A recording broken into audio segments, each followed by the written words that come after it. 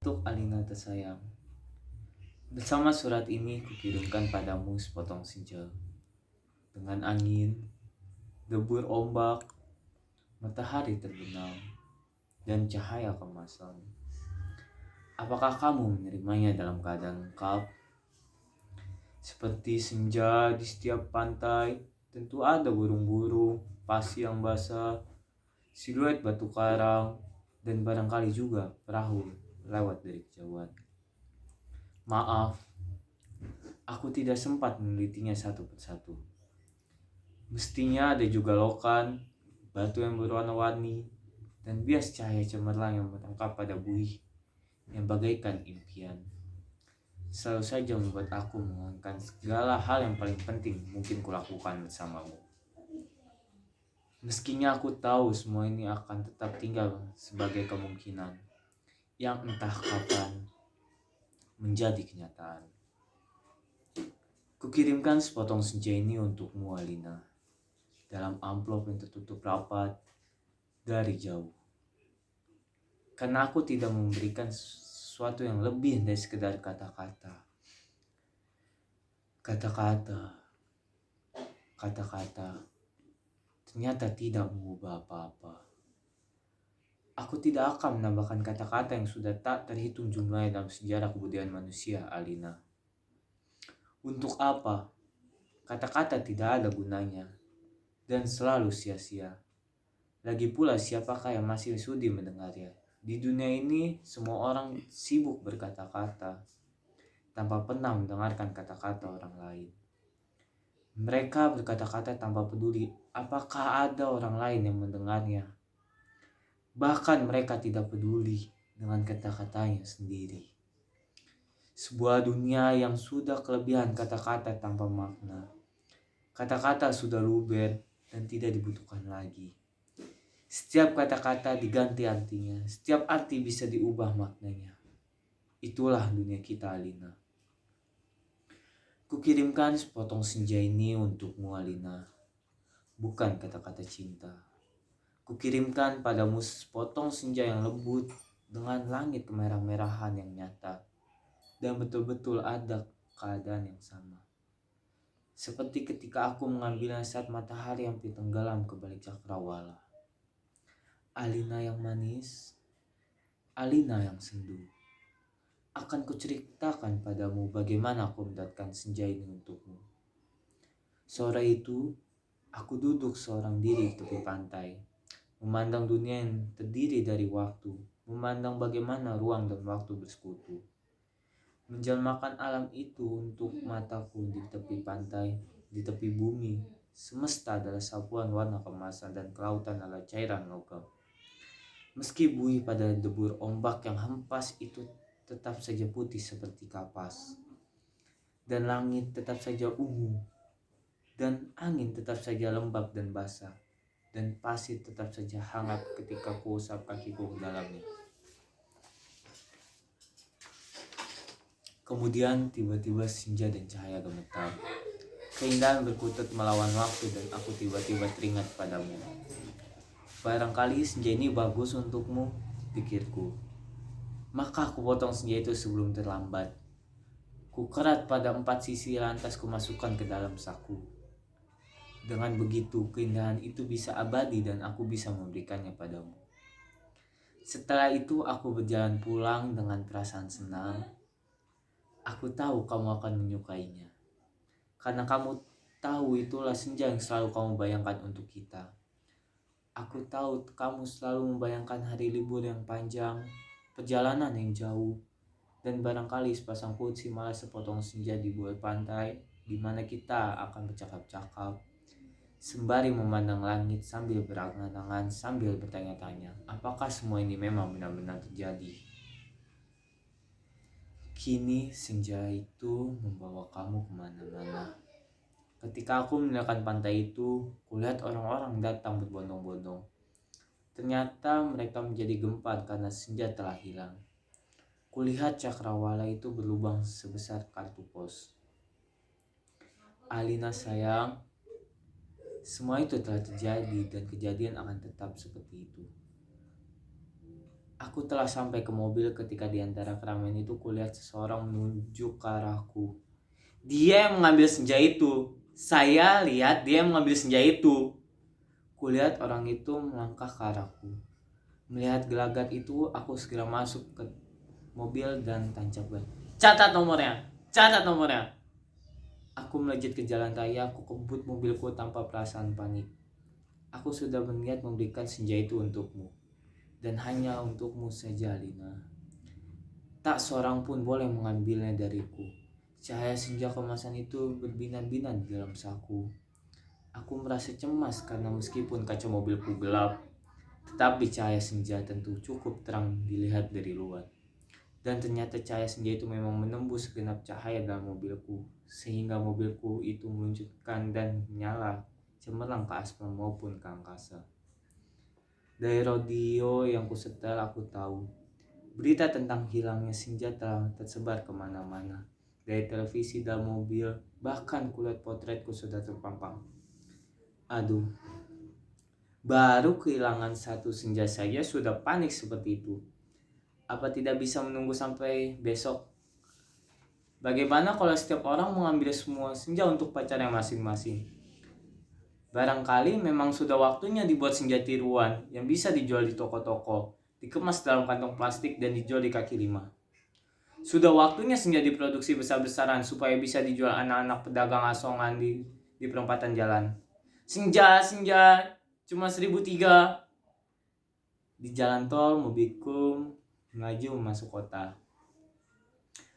Aku harus hati-hati karena semua orang mencariku. Sirene mobil polisi meraung di mana-mana. Cahaya kota tetap gemilang tanpa senja, membuat cahaya kemasan darimu dalam mobilku tidak terlalu kentara. Lagi pula di kota tidak semua orang peduli senja hilang atau tidak. Di kota kehidupan berjalan tanpa waktu. Tak peduli pagi, siang, sore, atau malam. Jadi tidak pernah penting saja itu ada senja hilang atau tidak. Senja itu untuk turis yang suka memotret matahari terbenam. Boleh jadi hanya demikian alasan itu senja yang kubawa ini cari-cari polisi. Sirena polisi mendekat dari kebelakangan dengan mengeraskan suara itu memberi peringatan. Pengemudi mobil Porsche abu-abu metalik nomor SJ 1958AH harap berhenti. Ini polisi. Anda ditahan karena itu telah membawa senja meskipun tak ada peraturan yang melanggar. Tapi berdasarkan apa? Aku tidak sudi mendengarnya lebih lama lagi. Jadi kulibas dalam sampai kepentau keluar pagar di tepi jalan. Kutancap gas menyalip dengan lincah di tepi jalan dengan waktu singkat. Kota sudah penuh dengan raungan sirene polisi. Terjadi kejar-kejaran yang seru. Tapi aku lebih tahu seluk-beluk kota. Jalanan dengan cahaya yang bermain, warna gang-gang gelap tak pernah tercatat dalam buku alamat lorong-lorong rahasia yang diperuntukkan bagi orang-orang kaum bawah tanah. Satu mobil terlempar di jalan lain. Satu mobil terseret di sebuah kampung. Satu mobil lagi terguling-guling menabrak truk dan meledak lantas membakar. Masih ada dua polisi bersepeda motor mengejarku. Ini soal kecil. Mereka tak pernah bisa mendahuliku. Dan memaki-maki, kulihat senja dalam saku bajuku masih utuh. Angin pesisir, langit semburat ungu, tubur ombak mengempas ke pantai. Hanya padamu lah senja ini ku serahkan, Alina. Tapi Alina, polisi tidak sekonyol yang kusangka. Di segenap sudut kota mereka telah siap siaga. Bahkan aku tak bisa membeli makanan untuk mengisi perutku. Bahkan di langit tanpa senja, helikopter mereka menyorot lampu ke setiap celah gedung bertingkat. Aku tersudut dan akhirnya nyaris tertangkap. Kalau saja tidak ada gorong-gorong yang terbuka, mobilku sudah kutinggal ketika memasuki daerah yang kumuh itu. Aku berlari di antara gedung, rumah tua, tiang, serta tali temali terjatuh di atas sampah menyerapi tangga royot yang sampai seorang gelandangan menuntunku ke suatu tempat yang tak akan pernah kulupakan dalam hidupku. Masuklah, katanya tenang. Di situ kamu aman. Ia menunjuk gorong-gorong yang terbuka itu. Ada tikus yang keluar dari sana. Baunya bajin dan pesing. Ku tengok ke bawah, ku lihat kelelawar bergelantungan. Aku ragu-ragu. Namun truk helikopter dengan lampu sorot yang mencari itu melenyapkan keraguan. Masuklah, kamu tidak punya pilihan lain. Dan berandalan itu mendorong aku terjebak, jatuh bau busuk yang bukan main. Gorong-gorong itu segera tertutup dan kudengar berandalan itu merebahkan dirinya di atas lampu sorotan helikopter menembus kira gorong-gorong, tapi tak cukup untuk melihat. Kuraba senja dalam kantongku. Cahaya yang merah kemasan membuat aku bisa melihat dalam kegelapan. Aku melangkah dalam gorong-gorong yang rupanya cukup tinggi juga. Kusibakan kelelawar yang bergantungan yang entah mati atau hidup itu. Kulihat cahaya putih di ujung gorong-gorong. Air busuk mengalir setinggi lutut. Namun makin ke dalam makin surut. Di tempat yang kering, kulihat anak-anak gelandangan duduk maupun tidur-tiduran. Mereka berserakan memeluk rebana dengan mata yang tidak memancarkan kebahagiaan. Aku berjalan terus melangkahi mereka dan mencoba bertahan. Betapapun itu lebih baik daripada aku harus menyerahkan senja Alina. Di ujung gorong-gorong, di tempat cahaya putih itu, ada tangga menurun ke bawah. Ku ikuti tangga itu. Cahaya semakin terang, semakin menerang. Astaga, kamu boleh tidak percaya, Lina, tapi kamu akan terus membacanya. Tangga itu menuju ke mulut sebuah gua. Dan tahukah kamu, ketika aku keluar dari gua itu, aku ada di mana?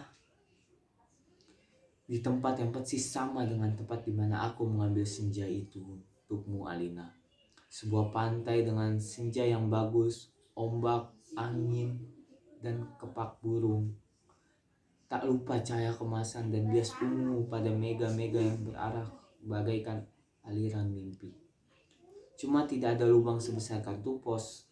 Meskipun persis sama, tapi pasti bukan tempat yang sama tempatnya saja dalam gorong-gorong. Aku berjalan ke tepi pantai, tenggelam dalam guyuran alam yang perawat. Nyiut tentu saja matahari dan dasar laut yang bening dengan indah ombak yang mendesis-desis. Tak ada cottage, tak ada barbecue, tak ada marina. Semua itu memang tidak perlu. Senja yang bergetar melawan takdir membiaskan cahaya kemasan ke tepi semesta. Aku sering malu sendiri melihat semua itu, Alina. Apakah semua mungkin diterjemahkan dalam bahasa? Sambil duduk di tepi pantai, aku berpikir, untuk apa semua ini kalau tidak ada yang menyaksikannya? Setelah berjalan ke sana kemari, aku tahu kalau dunia gorong-gorong ini kosong melompong. Tak ada manusia, tak ada tikus, tak ada dinosaurus. Hanya burung yang berkepak tapi sepertinya bukan burung yang bertelur dan membuat sarang. Ia hanya burung yang dilahirkan hanya untuk ilustrasi senja. Ia hanya berkepak dan berkepak terus di sana. Aku gak bisa pikir, Alina. Alam seperti ini dibuat untuk apa? Untuk apa senja yang membuat seorang kepinginan jatuh cinta itu? Jika tak ada seekor dinosaurus pun untuk menikmatinya. Sementara di atas sana orang-orang ribut kehilangan senja. Jadi begitulah, Alina. Kuambil juga senja itu, tukarkan dengan kelas saus Swiss yang selalu kubawa 4 sisinya, sehingga pada cakrawala itu terbentuk lubang sebesar kartu pos. Dengan 2 senja di saku kanan dan saku kiriku, aku melangkah pulang. Bumi berhenti beredar di belakangku, menjadi kegelapan yang bacan dan bacin. Aku mendatangi tangga kembali menuju gorong-gorong bumiku terkasih sampai di atas. Setelah melewati kelelawar bergelantungan, anak-anak gelandangan yang berkabar dengan air setinggi lutut, kulihat polisi-polisi berhelikopter sudah pergi. Gelandangan yang menolong aku sedang tidur di bawah tiang listrik sambil meniup saksofon. Aku berjalan mencari mobilku. Masih terparkir dengan baik di supermarket. Tampaknya bahkan baru dicuci. Sambil mengunyah pizza segera aku kebut mobilku menuju ke pantai dengan 2 senja saku kanan dan saku kiri lengkap dengan matahari, laut, pantai, dan cahaya kemasan masing-masing. Mobilku bagai memancarkan cahaya ilahi.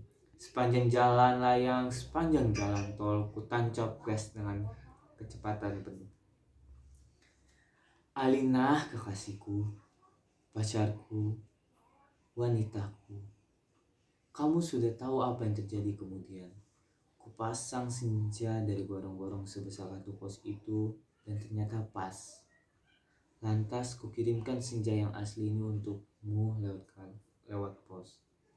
Aku ingin kamu mendapatkan apa yang kulihat pertama kali. Senja dalam arti sebenarnya. Bukan semacam senja yang ada di gorong-gorong itu. Kini gorong-gorong itu betul menjadi gelap, Alina. Pada masa yang akan datang, orang-orang tua akan bercerita pada cucunya kenapa gorong-gorong menjadi gelap. Mereka akan berkisah bahwa sebenarnya ada alam lain di bawah gorong-gorong dengan matahari dan rembulan sendiri. Namun semua itu tidak ada lagi. Karena seolah telah mengambil senja untuk menggantinya senja lain di atas bumi. Orang-orang tua itu akan bercerita bahwa senja di atas bumi yang asli telah dipotong dan diberikan oleh seorang kepada pacarnya. Alina yang manis, paling manis, dan akan selalu manis. Terimalah sepotong senja ini hanya untukmu, dari seseorang yang ingin membahagiakanmu. Awas, hati-hati dengan lautan dan matahari, itu salah satu membakar langit, dan kalau tumpah, akhirnya bisa membajiri permukaan bumi. Dengan itu kukirimkan pula kerinduanku padamu, dengan cium, peluk, dan bisikan terhangat dari sebuah tempat yang paling sunyi di dunia. Saya Andi Muhammad Zaki, kurang lebihnya mohon maaf. Wassalamualaikum warahmatullahi wabarakatuh.